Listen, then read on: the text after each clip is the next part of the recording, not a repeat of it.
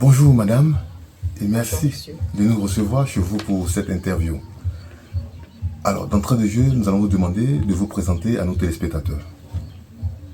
Alors avant toute présentation, je voudrais présenter mes excuses aux détenteurs du pouvoir traditionnel à Sakassou, qui dans l'éducation politique qu'ils m'ont donnée, m'ont demandé de toujours garder réserve, de ne pas me prêter à trop de questions, parce que chez le Baoulé, dit-on, lorsque tu parles trop, tu peux te tromper. Je suis députée, donc ils comprennent que de temps en temps, il faille que je déroge à la règle. Donc toutes mes excuses et si je me trompe, que vous soyez tous indulgents. Donc je me présente, je suis Kwame Marie-Ange Delphine, je suis fille de Kwame Jean-Baptiste et de Kwame Odette. Je suis également mariée. Je suis donc mariée. Mon nom de mon époux, c'est Ndia Kofi. Je suis mère de 3 enfants. Je suis docteur d'État en pharmacie, pharmacien titulaire d'une pharmacie, donc d'une officine. J'ai été conseiller spécial de plusieurs premiers ministres. J'ai été également conseiller du président. Je suis députée depuis 2 mandatures et je fus vice-présidente de l'Assemblée nationale à la dernière mandature et à cette mandature, je suis questeur à l'Assemblée nationale. Tout cela parce que j'occupe le siège de député à l'Assemblée nationale, élu donc de la nation, mais représentant la circonscription de Sakassou, commune et sous-préfecture. Donc je suis le seul député. Alors, merci madame pour cette présentation. Vous êtes issu d'une formation politique, le PDCI-RDA, qui récemment a été frappé par plusieurs disparitions, notamment le président Henri Konan Bédié, le général Gaston Wassenan Koné et votre jeune frère Stéphane Bracano. Vous êtes élu de Sakassou. Comment les populations de Sakassou ont-elles accueilli ces tristes nouvelles? Alors, commençons par la nouvelle du président Henri Konan Bédié.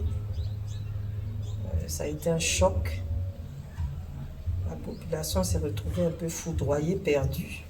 Et je pense que la nation entière, parce que j'étais à Abidjan à cette époque et j'ai pu vivre l'effroi, pour ne pas dire les mois, qui s'est abattu sur la ville d'Abidjan. Donc à Sakassou, c'est un drame. Je ne peux même pas le mettre au passé, c'est un drame. Parce que vous n'êtes pas sans savoir que le président Bédié est un digne et illustre fils du royaume. Il est le premier fils du royaume. Il a été protecteur, paternel, conseiller, même traditionnel. Sakassou étant le gardien donc de la royauté, je ne trouverai pas les mots. C'est une population perdue que j'ai retrouvée, qui essaye de se réconforter par elle-même. Et je préfère arrêter là. La deuxième chose, le général Wassenan, mon papa, qui me mettait au garde à vous, savoir que je ne vais plus entendre parler de lui, que puis-je dire? Et puis, notre petit frère, Bracano, qui rêvait d'être député, qui n'a pas été retenu et qui a pu accéder donc accéder à la candidature donc de la mairie et qui malheureusement a été fauché en pleine fleur de l'âge. Ce ne sont que des questionnements. Permettez que je me réserve à tout propos parce que ça ne reflètera même pas ce qui bouillonne en moi. Alors, militant perdu au départ, mais finalement les élections sont bienvenues parce que ça nous a donné du pep, ça nous a donné de l'énergie et je vous assure qu'ils battent le pavé. Je suis vice-présidente donc de ce département. Je représente le PDCI donc dans ce département. Et je peux vous dire que souvent ce sont eux-mêmes qui me disent « Allez madame, on y va, on vous connaît, on est habitué. » Bon. Alors, madame la vice-présidente du PDCI ADA, aujourd'hui les campagnes électorales pour les élections municipales et régionales sont ouvertes sur l'ensemble du territoire. Comment elles se déroulent au niveau de Sakassou, votre département? Merci pour la question. Au niveau de Sakassou, les choses se passent bien. En tout cas, elles ont plutôt bien commencé. Se passe bien, ce serait peut-être trop dire. Elles ont bien commencé. Elles ont bien commencé parce que la chefferie s'est engagée à nous obliger à avoir un comportement digne, donc digne de la cité que nous représentons.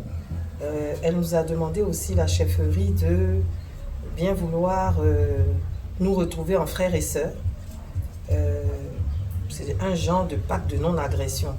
Maintenant, si vous voulez, vous me demanderez est-ce que c'est appliqué, je vous en parlerai. Toujours est-il que ça a bien démarré et pour ce que je sais de notre part, les populations veulent rendre un vibrant hommage au président Henri Konan Bédié. C'est ce que je ressens à travers tous les villages et les hameaux que nous avons parcourus. Alors, revenons sur un aspect que vous avez soulevé, le pacte de non-agression.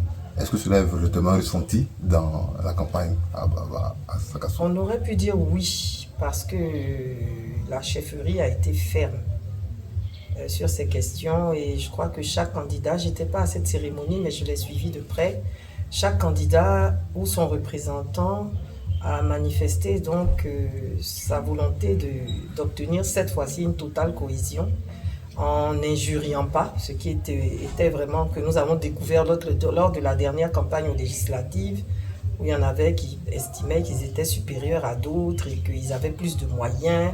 Donc on avait décidé que cela ne se fasse pas cette fois-ci. Malheureusement, lorsque vous aurez l'opportunité donc de me poser quelques questions, je pourrai vous répondre.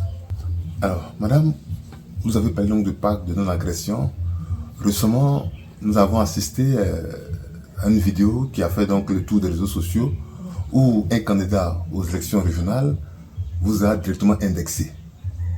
Quel commentaire faites-vous de son discours? Vous savez, il y a des questions d'éducation. Être éduqué, ce n'est pas avoir de l'argent. Et puis de quel argent parle-t-on? L'argent de l'État de Côte d'Ivoire, parce qu'il n'y a aucun candidat pour le moment que je ne connaisse dans le Béquet qui soit un industriel ou un homme d'affaires. Donc c'est bien beau de traiter les gens de pauvres, de parvenus, d'inutiles sur la terre, parce qu'on se prend demi-dieu, mais l'éducation est l'éducation. Alors je vais vous répondre. Quand on est bien élevé, on ne parle pas d'une dame.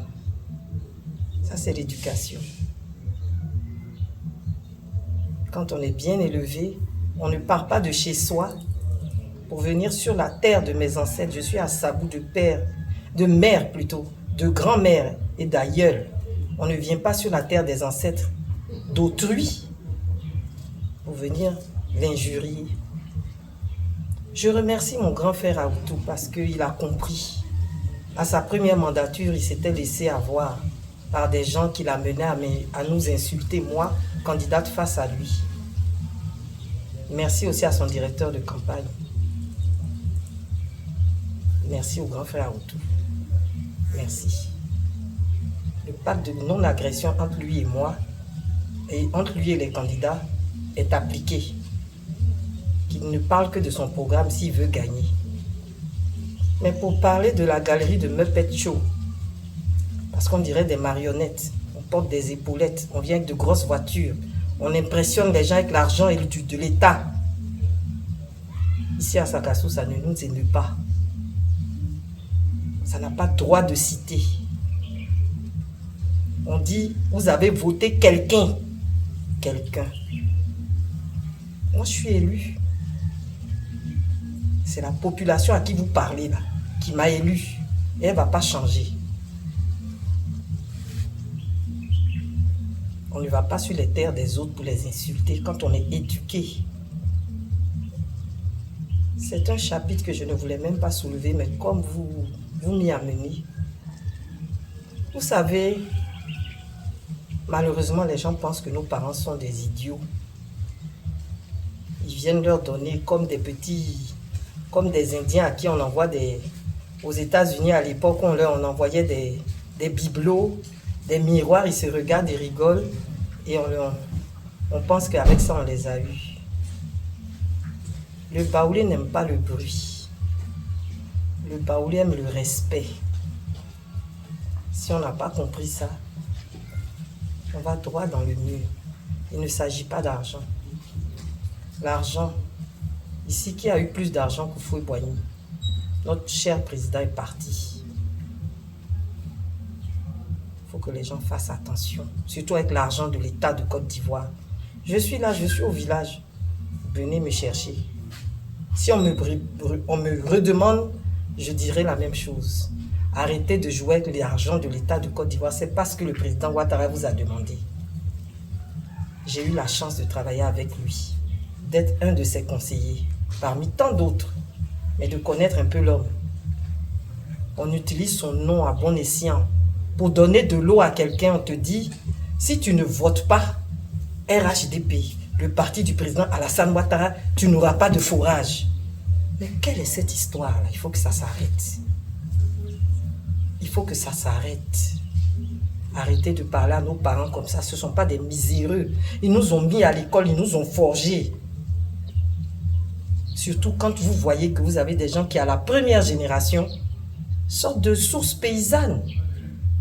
Respectez-les. Vous avez eu la chance. D'autres auront la chance aussi. Un poste, ce n'est rien. J'ai connu des gens. Charles Kofi Dibi, paix à son âme. Je peux parler parce que c'est, entre guillemets, c'est mon neveu qui attrapait la porte de Charles Kofi Dibi quand il passait. Et aujourd'hui, ils viennent avec des épaulettes et ils insultent les gens. Non. Non. Non. La Côte d'Ivoire en a assez. On a besoin de modèles. Les jeunes ont besoin de modèles. Pas des gens qui viennent crâner avec l'argent de l'État. Et qui parlent de la façon dont ils distribueront l'argent du contribuable parce qu'ils sont directeurs du Trésor et en même temps candidats au régional.